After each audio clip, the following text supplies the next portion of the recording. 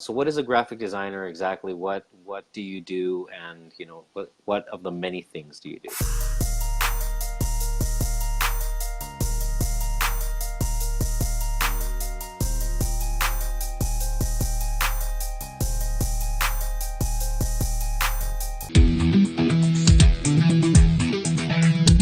Yeah, what's up everyone? Welcome to FILMspiration, the place where filmmakers come to get inspired. My name is Writer Director Danny. Let's get down to business. We have Danny Adelman.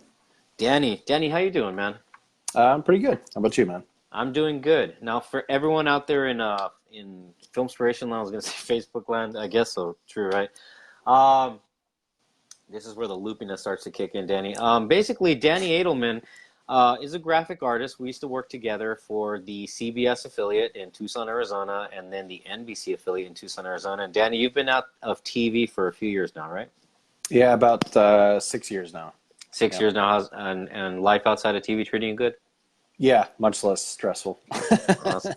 Or, Danny, well, so yeah, less stressful. Yeah. a whole lot less stressful, I can imagine, right? Yeah, don't have to deal with sweeps and all the other kind of nonsense that goes on with news.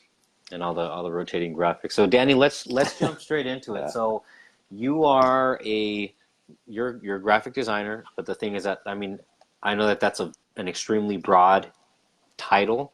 Mm-hmm. So what is a graphic designer exactly? What do you do?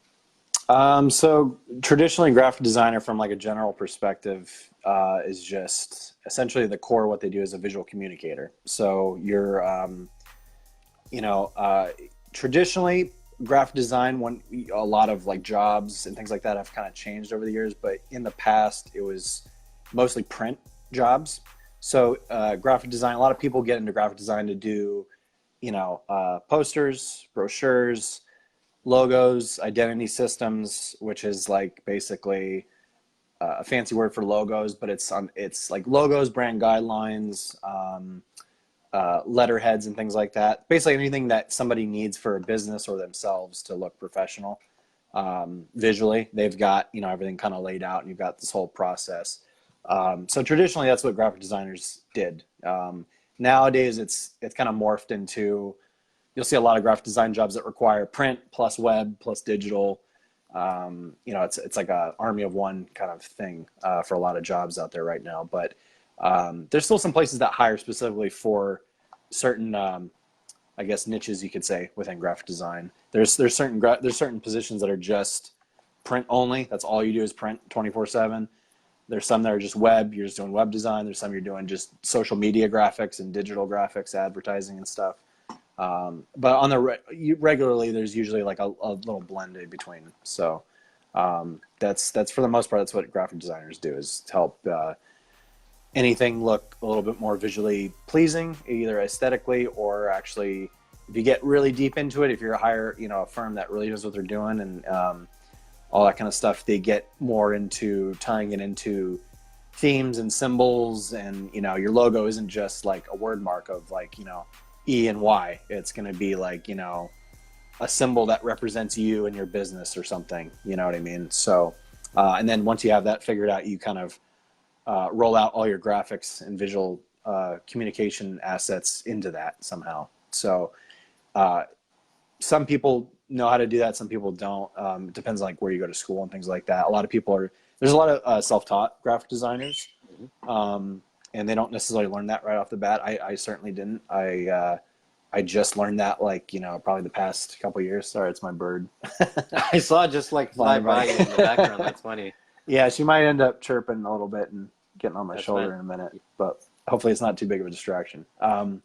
But yeah, that's traditionally what graphic designers do. Like I said, a lot of it's changing nowadays. A lot of it's becoming web-based, which I like personally. I hate doing some print stuff. I have a problem with because it's always a pain to get what's on the screen to represent getting printed accurately. It's a huge pain in the ass process to manage colors and things like that. So when you're just doing digital RGB on a monitor and then translating it to web, it's just the colors are always the same. You know what I mean? So same thing with video. So Danny, so when a graphic designer comes in, and let's say, for example, I'm a restaurant or I've got a product, and like you said, I'm trying to make brochures or I'm trying to make a website and whatnot, mm-hmm. there's there's something about graphic design that I noticed that two things happen, or at least in my mind.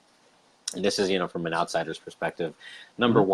one, the authority figure is established, basically, like, this is a product or a service that is the real deal because it Mm-hmm. looks clean, it looks good, right? Whether it's the Mm-hmm. golden arches from McDonald's and on the tag of a commercial, Mm-hmm. or maybe it's the intro to a film, whether it's that. But here's the other thing that I noticed that graphic design does. It, at least with me, like, I forget a lot of times, and maybe I take for granted that there's even graphic design going on, like in the intro of Toy Story, and I don't, like, Yeah. this is a really random example, but you know what I mean? Like, your brain stops. You see it everywhere in commercials, Oh yeah. on our phones. Like, Yeah. my brain just stops appreciating it, and my brain just stops saying, like, hey, wait a minute, somebody, like, had to make that, right? So Yeah. those Yeah. two things happen. What can you add to that? So yeah, in regards to anything like moving, that would blend more into motion design, which is basically just a graphic designer applying the same principles to something static into something moving, and animating it. So that's a whole discipline unto itself, which I learned as well. I mostly picked that up when I was in TV, and I still do some right now, but like. It's just applied a little bit differently. But for something like Toy Story, it's funny because there's a lot of people that outside of the industry, they'll watch a movie and they'll see that and they're like, oh, that's a cool little animated logo or whatever. And then someone like me that's in the industry like watches that, and like I'll see something. I'll see this all the time for like what did I just watch? Like the new Dark Crystal that's on Netflix. Mm. The logo comes in, they have it on the trailer and stuff too, but that logo, like somebody spent some hardcore time on that. It's like completely custom. It's probably custom type that they had to make, and then they had to actually like kind of semi model it. They couldn't just like type something on screen, like extrude it out, and there it is. Like they spent some time like kind of sculpting the letters and stuff, and then applied like a lot of texturing, a lot of lighting, to get it a certain look, and then they took it into like After Effects and like polished it up and added some like sparkles and stuff like that. So there's actually like a deep appreciation for certain kind of work that's not just like kind of super basic.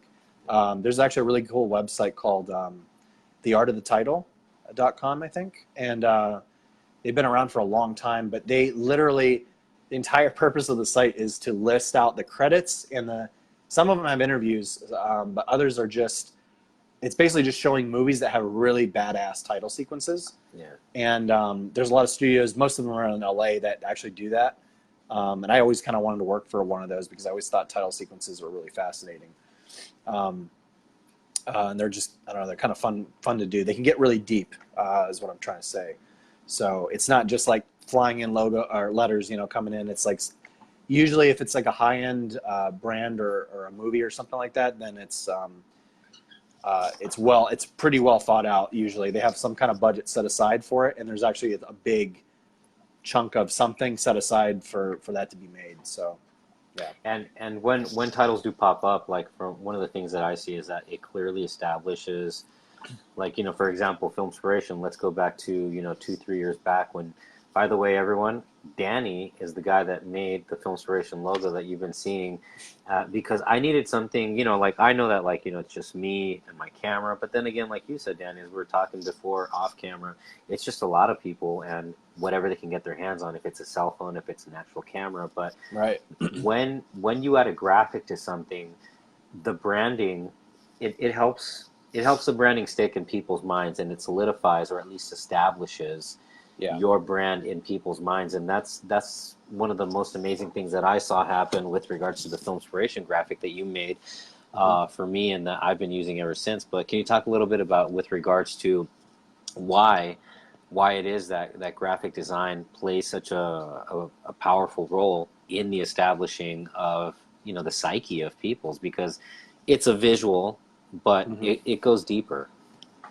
Yeah, it's one of the videos I sent you earlier kind of delves into this whole like battle between like what branding is and what marketing is, and also like what there's this a lot of people think of branding as just a logo, right? or like a visual feel to what you have. And it's true, but it's only like a part of what real branding is. So like real branding is like McDonald's, right? So every store looks and feels the same. It's got the same layout. It's got the same, they've got, intense like kind of business processes where everything is the same across. So no matter where you are in the world, you go to McDonald's, you always feel a certain way. So it's essentially real branding is actually like a feeling.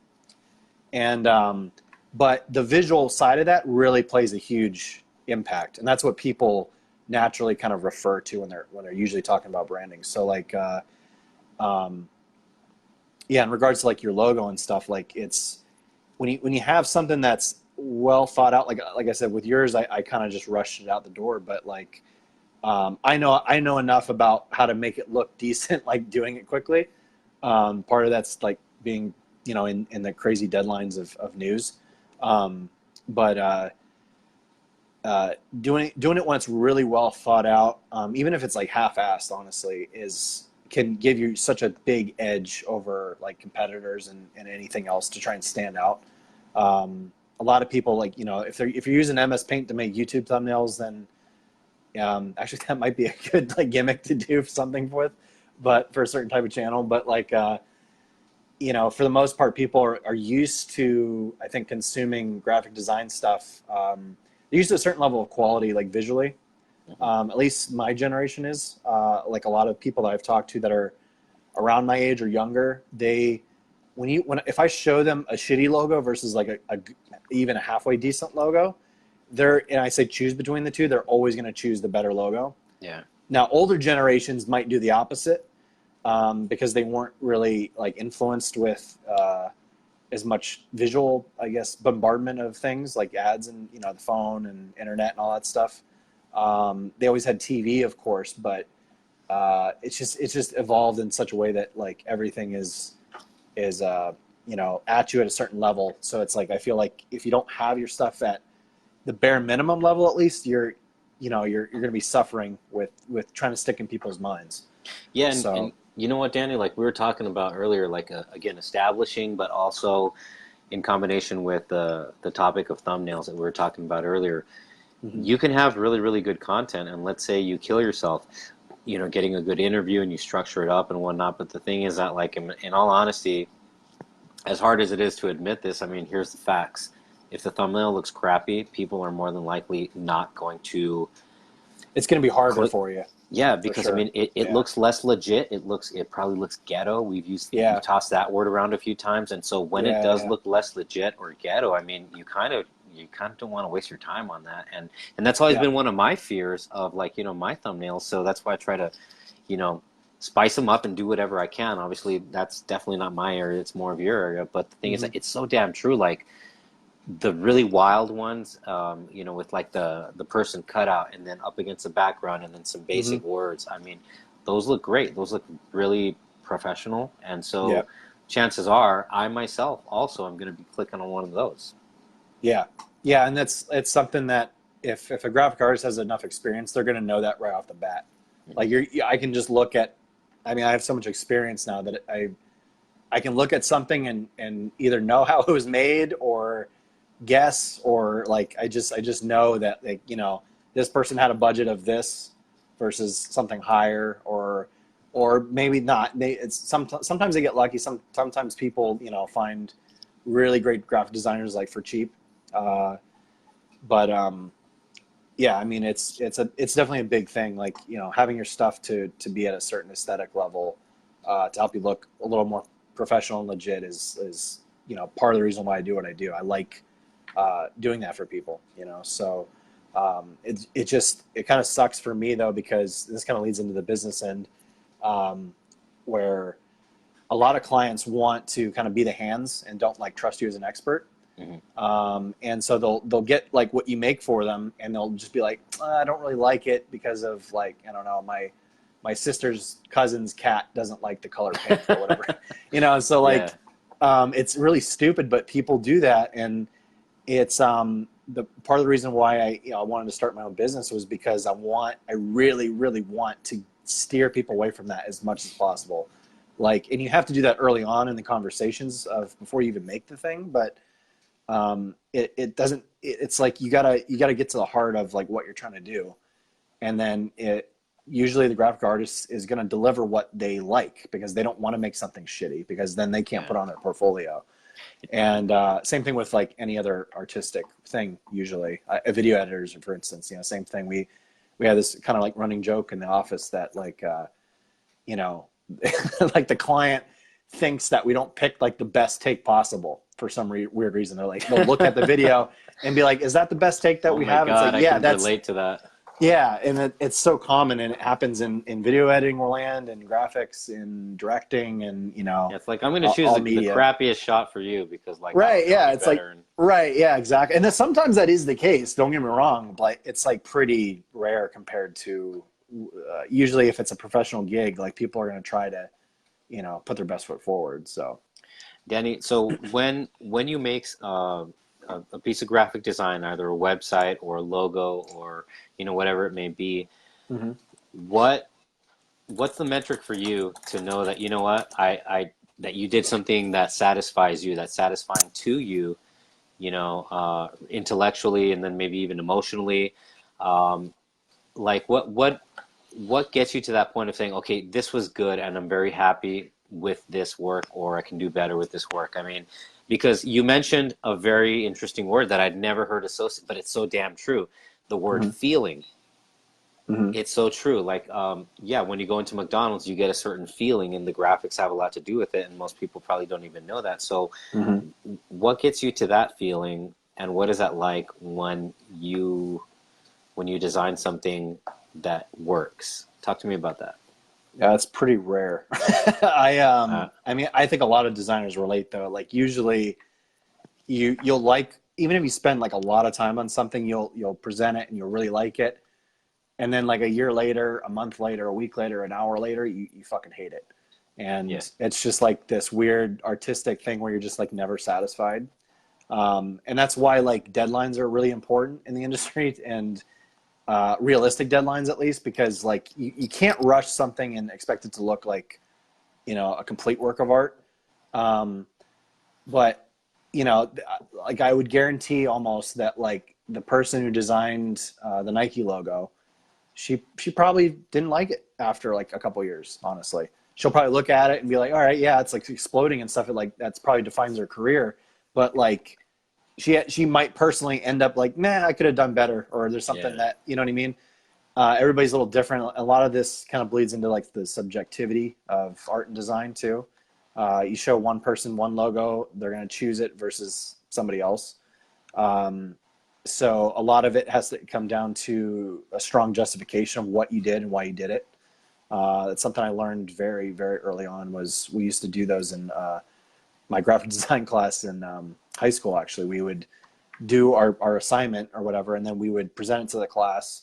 Part of the presenting was to justify why I made the logo blue and not pink, you know, or a shape a certain way and not another way. So, excuse me, my bird's chirping at me. That's all right, no worries. Hope she won't get too crazy. That's very fascinating though. That like, I mean, even something is like, why would you go with pink versus and blue? That goes into like color theory essentially. Like, and there's a lot of psychological reasons for choosing colors. Like blue is universally used for like a lot of IT things because IT scares people because it's technology. Mm-hmm. So blue is a common color because of the sky and the water. Okay. So you naturally, when you see earth colors, you're going to be more naturally relaxed. So green and blue are obvious choices. Same thing with white. But green, blue, and white are pretty much the top like nature feel good colors. Yeah. If you look up charts, I can't remember what they're called exactly. If you look up like color psychological charts or something on Google Images, you'll see a breakdown of why people choose colors and what they're geared towards. So like McDonald's, for example, like the yellow and red are commonly associated with stimulating hunger in people for some weird reason. I don't know why exactly. Wow. But that's why restaurants will choose red and yellow often for colors, because it makes people hungry. And then you also have, of course, that the exercise change orange theory. And the theory is, orange is supposed to be, I don't know, encouraging, or I don't. Orange is if I remember right, it's basically just an energy kind of color because it's Okay. like the sun. It's similar to yellow, so it's like a Okay. sun energy kind of color. I think their name probably, I don't know where the theory comes in with it, but Yeah. I'm sure they've got a reason for it. So, That's um, that's but yeah. fascinating. Danny, so if anybody is looking for graphics, and then of course I want everyone to pay attention to, once we close out this video, of course on the front end, maybe I will have laid out, or Danny also go ahead and feel free to send me any graphics you want me to lay out throughout our um, different things we talked about here in this video in particular. Yeah.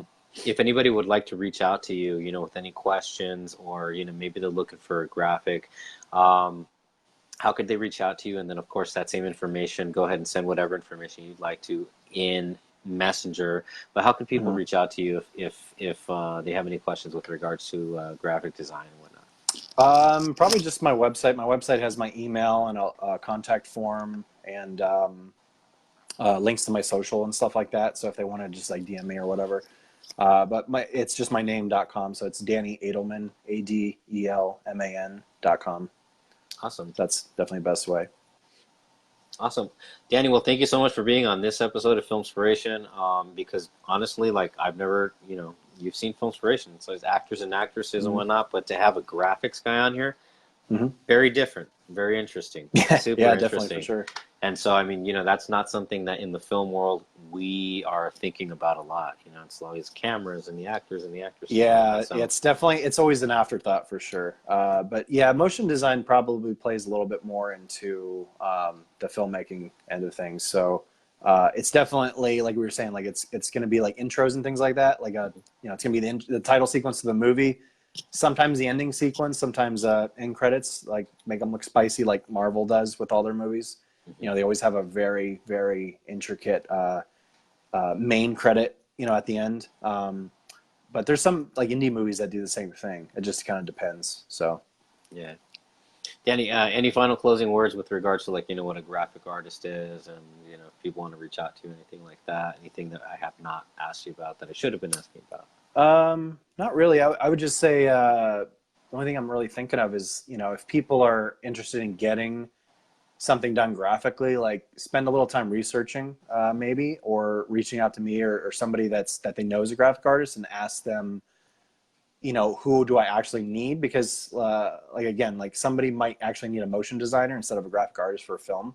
Okay. A graphic artist could do work for a film, but they might, if they're print and web only, they might not understand video at all. So, they won't know to make they won't know anything about frame rates or aspect ratios or any of the specifics with regards to film. So, to just do your research and just kind of figure out exactly what they're looking for, and, reach out to people that are experts in that. So, and I'm willing to bet that the vast majority of human beings don't even know, like they say the word graphics, right? And that's ultra generic, but they don't even know that there's a breakdown between somebody who does graphics that move, animations, or maybe stills, or brochures, or print, or I know that there's a lot that I don't know, Danny, but I mean, so basically you're saying like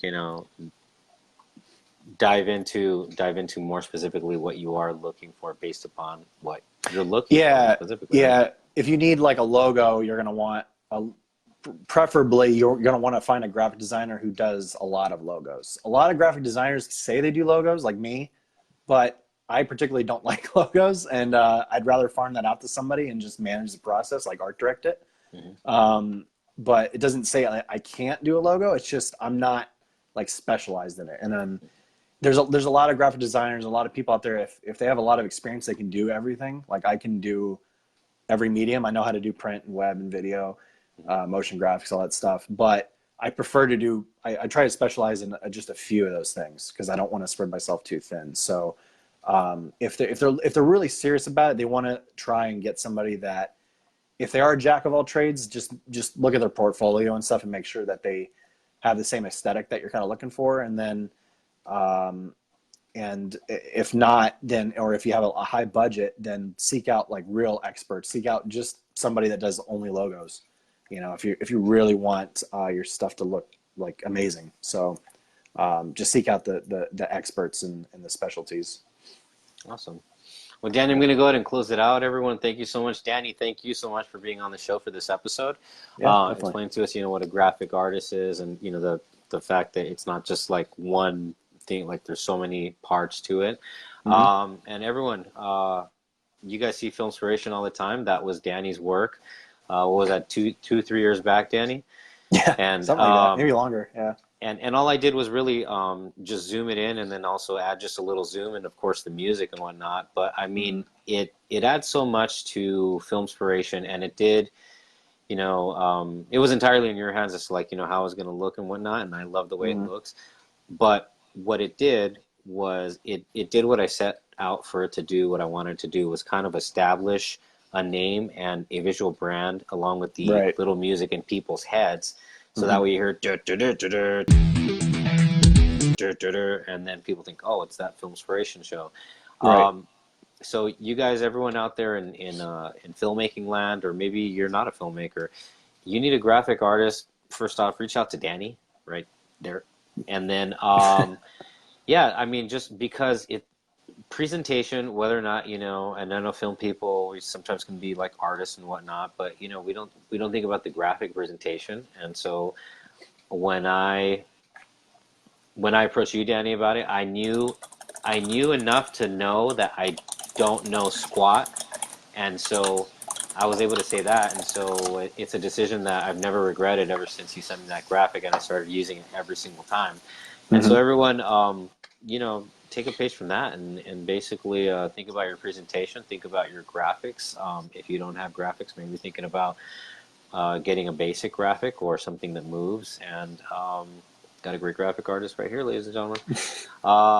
So anyway, and just to kind of close out on the whole Filmspiration thing, if you have a higher power, go ahead and consult your higher power. If not, that's fine. Run out there, do your thing, tell your stories, right, Danny? Run out there and do your thing, even if it's graphics. Yeah. Just run out there and do your thing, and don't ask for anyone's blessing or anyone's permission, and just that. So everyone, thank you so much. This has been Danny Adelman. Sorry. I was like, wait a minute, what is he doing? That's been Danny, late Danny. And my name is Edgar Barra, and this has been Filmspiration, everyone. Thank you so much. I appreciate it. And stay tuned for more episodes with Danny. Bye.